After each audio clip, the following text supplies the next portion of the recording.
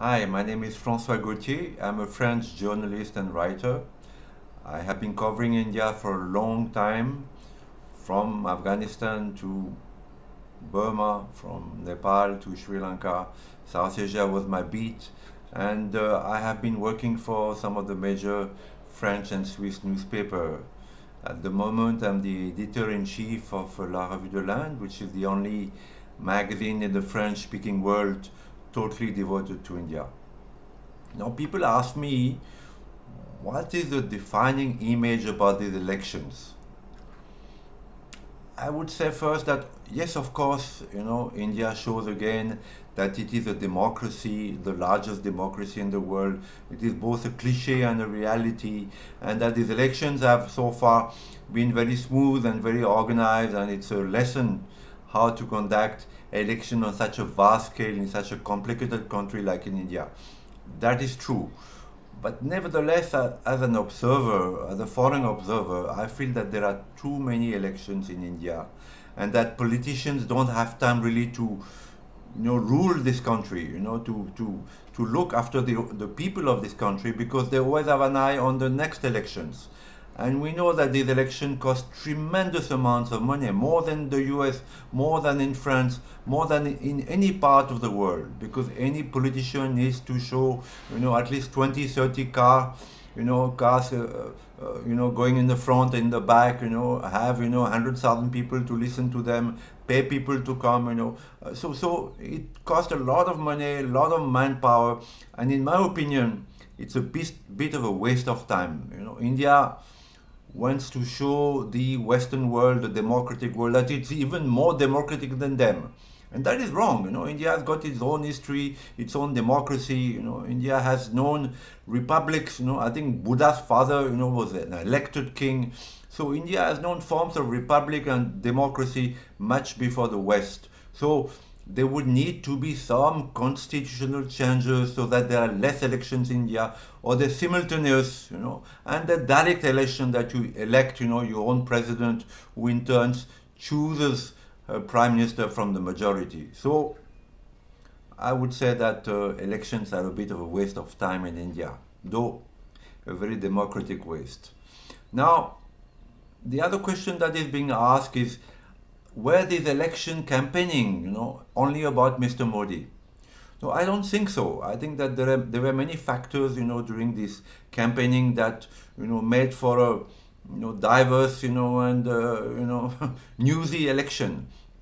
The fact that Priyanka Gandhi came into the fray, her husband, who has many cases against him because he seems to have, taken advantage of his Sonia Gandhi's, power as the Empress of India for 10 years, to do a lot of money deals with insider trading, which is a crime in the US. I think Rahul Gandhi has emerged as a more credible leader. People used to make so much fun of him. So today he's taken a little bit more seriously, and he has advisors who are probably, quite savvy. There is also the alliances, of these regional parties like Mrs. Mayawati and so many of them, and Mr. Yadav and Mamta Banerjee, and the DMK, which is, I think, going to do quite well in Tamil Nadu.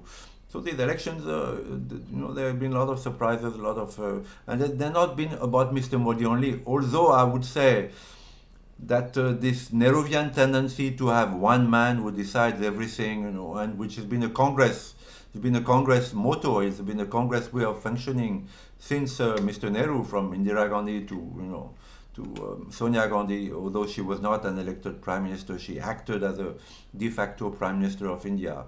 Um, Mr. Modi, none of his fault, but his function in that system. So it's been a one-man system, and this election has been also a one-man system where Mr. Modi is the main campaigner, and we hear him, and I think he's become quite, quite militant in this. Though he was not a militant prime minister, and he made an effort to show that he was the prime minister of all Indians, from the Dalits to the Muslims to everybody, you know. In these elections campaigning, he has again become that Gujarat, fiery, political leader, uh, that's all right, but I'm not sure that people take this too seriously. So it's not been only about Mr. Modi. Now, I'm very happy to work for Wayan. I think that Wayan, among all the English-speaking TV channels, Wayan is the one which has got the more balanced view. It is neither pro-Congress like some of the TV channels that we know, neither pro-BJP like other TV channels. It struck a middle chord, and also very professional. The anchors, the panels are very good. So I'm happy to work for Wayan, and also of course the foreign touch. That myself and Andrew Whitehead in London. The fact that we love India. I love India. I'm married to an Indian. I made my life in India. So, but I remain a foreigner, a foreign observer, and I have my own ideas on India, for whatever they're worth. And though I'm happy to work for Iron. Thank you.